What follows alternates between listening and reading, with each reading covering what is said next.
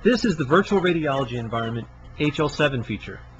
This feature in the software allows users to very easily load test multiple versions of HL7 against a RIS product. Users can open this page and click on ADT, ORM, and ORU for the HL7 message type. They can set the parameters for the HL7 test, such as the IP address and the port.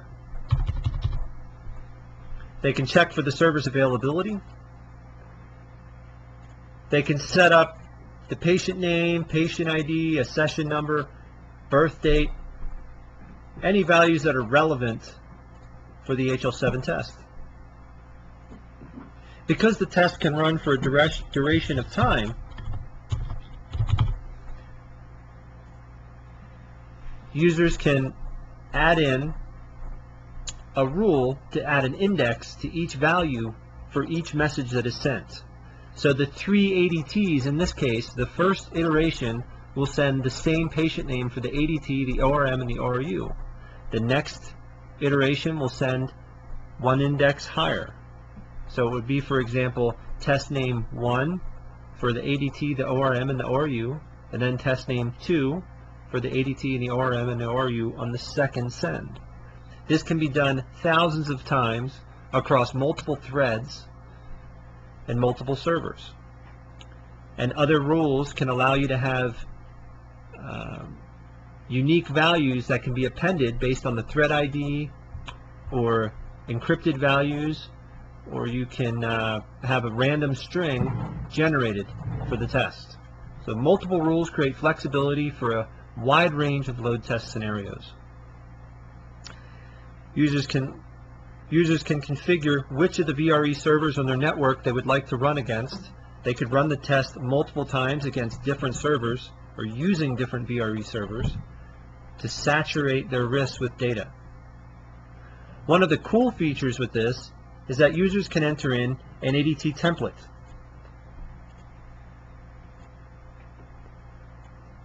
As you can see, this is an ADT A04 message.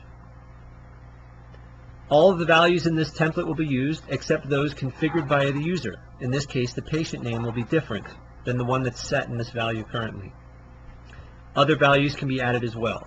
All of these values can be edited by the user from the tag configuration. At the level of the ADT message itself, an individual value can be changed. You could add those in so that only for the ADT messages a given value will be set.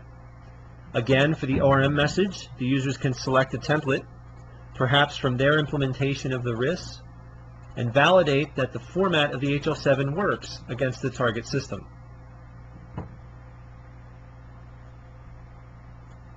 As you can see, this is an ORM01, and the orders can be sent in right after the ADT. Users can verify that the system registers patients, creates orders, and associates reports correctly. Also, the report or result information can also be sent as a template.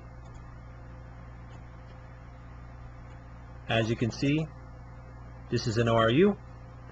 It can be sent as part of the test using this template, or you can allow the VRE to generate its own HL7 message from its internal APIs. A template does not have to be provided. So for example, this particular field could be left blank and the test would run and send a valid ORU, but it would use one generated by the VRE internally. If users had the need to provide their own HL7 templates for the test, they could do that as an option. And they could also edit tags specific to the ORU if need be. And this list of tags can be modified per requirements by users. It's easily configured from the back end for your implementation of the VRE server. The duration of the test can be set up. We could run this test for 10 hours to load the server with data. We could put a 2-second pause between each iteration of the messages. We could run this across 10 threads and simply saturate the RIS with round and round and round of multiple HL7 messages, completely organized and structured exactly the way the users require, to verify that the system does not lose any data during the transfer and the consuming of the HL7. For the test results,